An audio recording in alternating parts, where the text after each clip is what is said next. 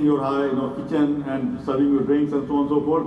If you see this video, you'll find that as it's walking, some careless people, like ourselves, we throw banana peels, especially when we're traveling in car or train, we eat banana and throw the peel out. So this fellow actually is walking and there's banana peels lying, he slips over. He or she, I don't know what it is. And then he gets up and starts to walk again in a very normal way. So you will see a very interesting one, actually. It's like a doll-like thing. It's helping you with the kitchen. So this kind of thing will start to happen very soon. This 3D printed house, in one day, in 24 hours, a Chinese company printed 10 one-bedroom house, and in 1 month he actually created 10,000 square meter house. This is a house he printed in 3D printed in Dubai. So 3D printing is coming in a major way everywhere. This is an artificial leaf, not a natural leaf. It turns sunlight and captures carbon dioxide from the atmosphere into usable fuel. So a lot of this kind of research is also going on, which is futuristic. This is agriculture. Actually, we have a very good agriculture department here, and so vertical farming driven by artificial LED light is actually coming up in a big way, and this is 100 times more productive in the same area and 90% less resource. So no water goes out of this. It's completely sealed, and it's no pesticides used. It's completely free from all of that. It doesn't use soil. It's all hydroponic based system. And so this is the area. In fact, I have my own company where we also done this on a small scale, mainly to help Ayurveda people to grow medicine, the plants in areas of interest. And you can control the complete environment. So actually you can grow things of your choice round the year. I was just mentioning today morning about I drink wheatgrass juice in the morning. Actually, we should set up a wheatgrass facility here. And Professor Niyog is very interested in this. Maybe you can set up a startup here. So this can be done very easily. Then human beings will become multiplanetary. In short time, you'll see Elon Musk saying that he'll put man on Mars in 2025. China is within 1 month, they're working on this. And a very interesting thing is NASA's statement. It says that between Mars and Jupiter there's asteroid belt, and there's so much of mineral wealth there that actually if you divide it among all the people on the earth, say 7, 8, 9 billion people, each person will have $100 billion worth of money. Now please don't ask me when it's going to come to my bank account. Okay? But I made a statement in Calcutta releasing a document. And I made a statement because there were a lot of people from minerals and material side. I said that we must not lag behind this. We must follow this because we should not lag behind. In the US, a company called Moon Express has been given the license to actually be the first private company to go out of the Earth's atmosphere, land on the moon, explore things. In fact, one of the main investors in that is an Indian guy, somebody called Mr. Jan. Okay, I met the CEO of that company also. And so this is happening where Moon, Mars, this asteroid belt is going to be explored for mineral wealth. There's tremendous mineral wealth there. The space-based manufacturing to be done is all areas that needs to be carried out. Then in the document we have talked about 3 areas: materials manufacturing, ICT. I'll come back to these points, which are transversal technology that cuts across various sectors. We also talk about infrastructure and fundamentals. We are not saying that fundamentals should not be done. We focus on that. That's a very also critical part. Then we have talked about capabilities, constraints of India. What is our weakness? What is our strength? We must work within that. Then we have 10 grand challenges, and I'll just read out the first grand challenge on the top. It says, guaranteeing nutritional security and eliminating female and child anemia. In spite of several decades of work, 60 to 80% women in this country are still anemic. 1/3 to 1/4 children are still anemic. And we have put in a lot of money. This year we are going to spend 400 crore rupees on this. But in spite of all that effort, not much has happened in terms of percentage change. And so we are now working with Indian Council of Medical Research, Ministry of Women and Child Development, Ministry of Health and Family Welfare, set up task forces to look into this as to why our effort is failing. And then what corrective action should be taken, because whatever we have been doing is failing. This is grand challenge one. Similarly, there are other grand challenges that you can see. For example, number 7 is taking the railway to Leh and Tawang. Fortunately, government has already announced this program. Along with Leh and Tawang, they have added 2 more remote areas where the railway is taken. Then this was a vision for the country, and to achieve this vision, we have 12 roadmaps in different sectors. It starts from education. I personally felt that education was the key to everything, so I put education on the top. But not to say that ICT is the least thing important. ICT is equally important. All of them are equally important. But I thought we'll put some order. I thought the education I must put at the top. Out of this, 4 documents were released. Materials we released in Calcutta on 28th July. Manufacturing in Coimbatore we released on 20th August. And ICT in Bangalore on 17th September.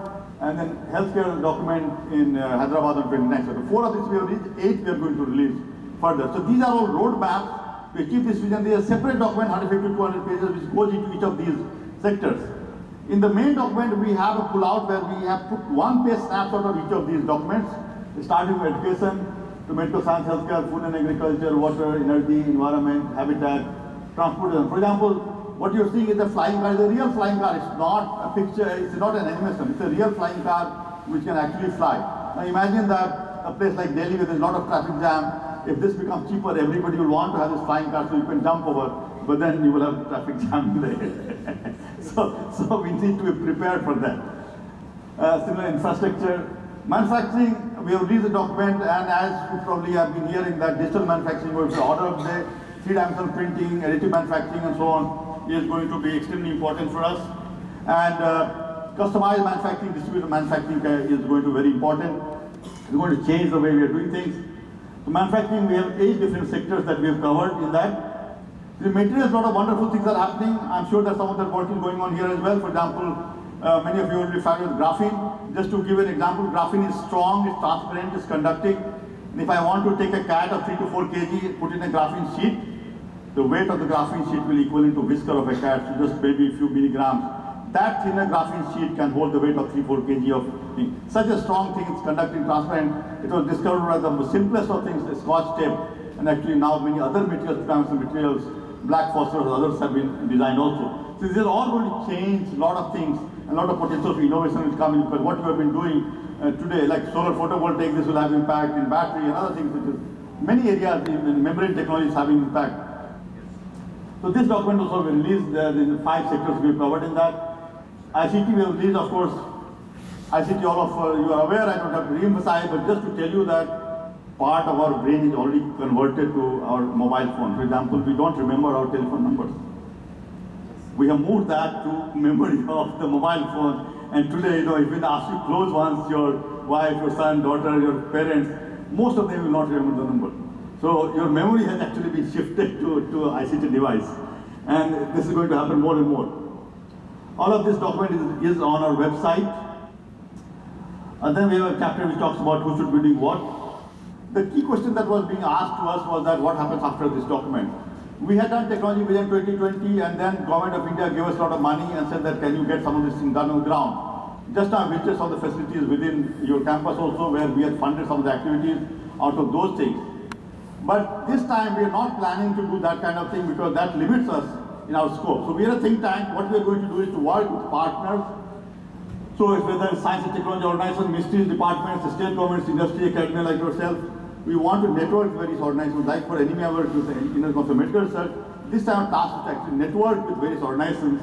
And actually, while we are using this document technology vision 2035, we are also keeping in mind the sustainable development goals 2030 that India is committed to, and also the climate change initiatives to which India is committed to. We were there in Paris, we'll be there in Morocco in COP22. In fact, tomorrow we are having a discussion in Bangalore with Niti Aayog on all of this actually. And then we are planning action plans for different stakeholders, ministries, state government, industry, but most importantly, we are going to assess our progress every year and prepare an annual technology report for Prime Minister. So we'll give, this part of our mandate, we'll give a report to Prime Minister every year that this is how we are progressing. Are we behind? Are we ahead? And are we doing well? Or do we need to do some mid-course corrections? That's the kind of thing we're planning to do. And for this, the kind of activity to do in-house, to do this, we'll have to enhance that. To keep track of these things, actually various technology happening around the globe, we do something of horizontal scanning, and we actually do a steep analysis. We're looking at social, technological, environmental, economic, and political aspects of technology. Technology is global, the impact is local. We have to look at all of these aspects. We shared through our newsletters. Few other activities of TIFAC, actually, we support innovation, patent facilitation we do, and we actually file patents free of cost. IIT Kharagpur is using this facility. In fact, I was to carry a US patent granted to Kharagpur through our system. I had that original thing, I left it in Salt Lake in the guest house. I forgot it was suitcase and I could not get it, so I'll send it by mail. So we have been doing that, and we also do this for Indian and foreign patents, and we maintain these patents as well. Kharagpur is using this. But we also have a wonderful program called IPR, or Women Scientistry Program, through which we have created more than 400 women have been trained in intellectual property right activity. And one of the centers for this is this particular center here, Rajiv Gandhi Center. And through this program, we have created 10% of all active patent professionals within the country. And recently, we were given President Award for this particular activity on International Women's Day on 8th March.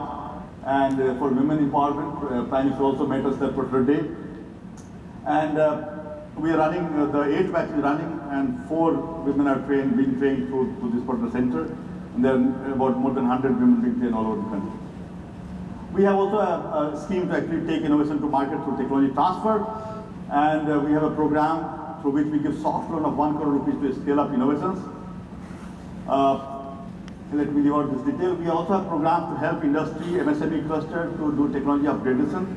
Again, I will not go into details of those because short of time. The point I'll focus on 2 things. I mentioned in the morning also, and the reason I'm here today was that we were asked by government to actually look into few sectors to boost export by technology infusion.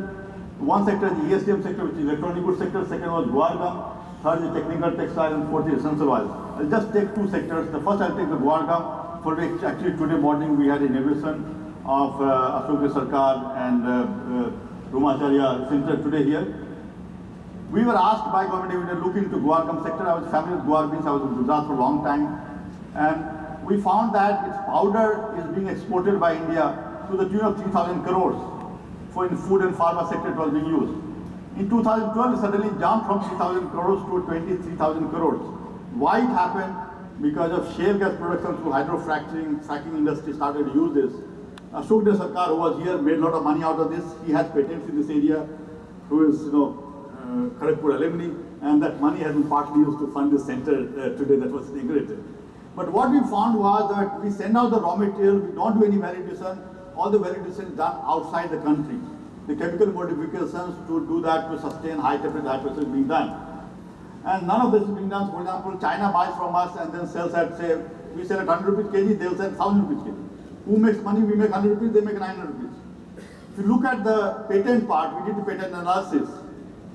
And this is a very interesting finding that we found, that despite 80% share of global export of Guargam, 15% of Pakistan, 5% of the rest of the world. If you look at the patents, nearly 12,000 patents are there globally. Out of that, India's contribution less than 1%.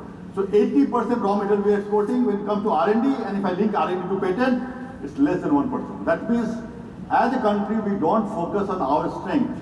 We tend to follow somebody else, know what is of interest to US or Europe, and try to publish papers in that line. But we must focus on our strength and not on somebody else's.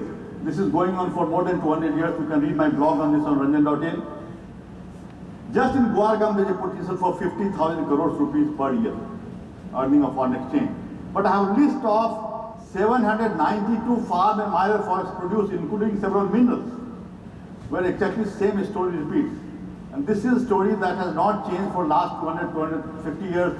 And actually, we have become independent, but we are not economically independent. Our raw material goes out of the country, the finished goods comes back to the country, and that gap of value addition is what is making other countries rich and we are remaining poor.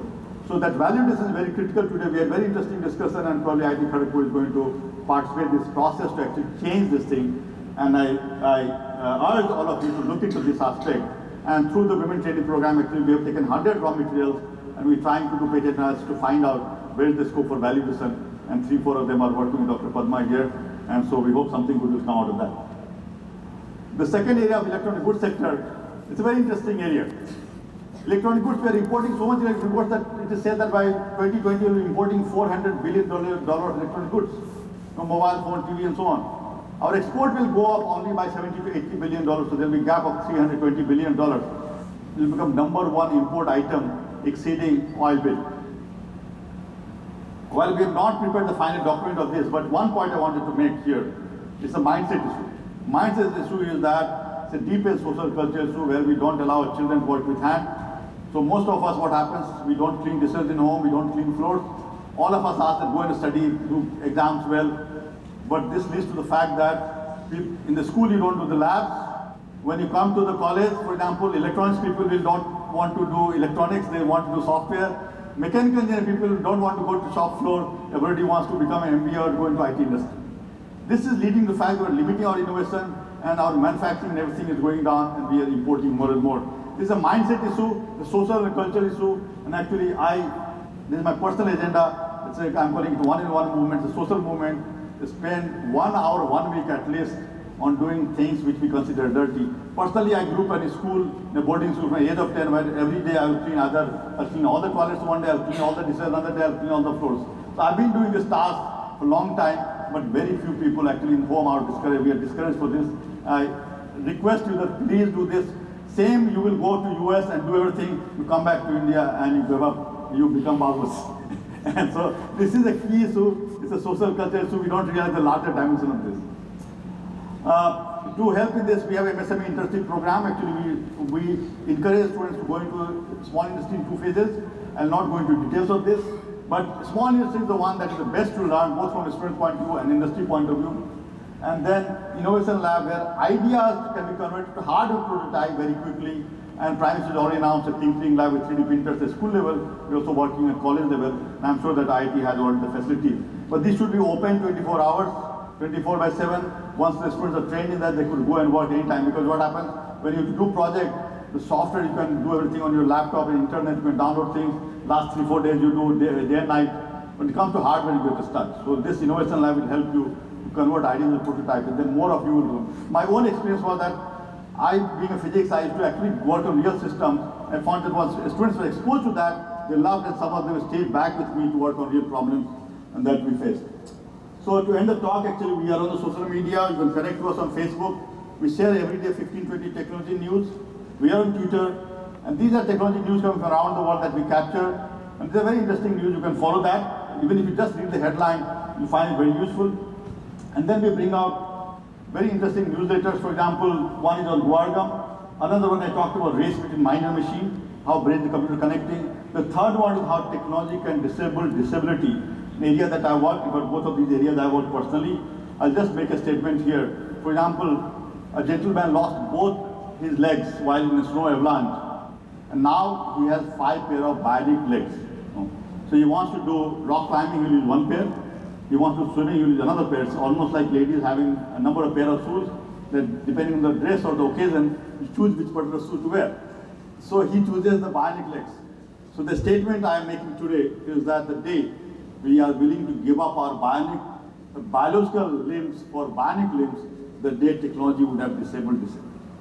Because I will say that I don't want this hand, give me a tattooing machine and take off this hand because I'll do that better, or take this leg away, give me a bionic leg because it's a much efficient thing. So that's the day technology would have disability, because losing limbs will no longer be an issue because you can substitute that by technology. So to the end of the talk, we are saying that technology is happening at a much faster rate. So technology foresight is very important. Things are changing much faster. Invention and innovation backed IPR protection is going to be critical for India to move ahead in knowledge. It should be led a society of 21st century. Centers like this are playing an important role in this. And then I've talked about technology within 2035. And 2 more points I've made is value addition and the ESTM sector, where mindset is a key issue. So I'll stop here. Thank you very much.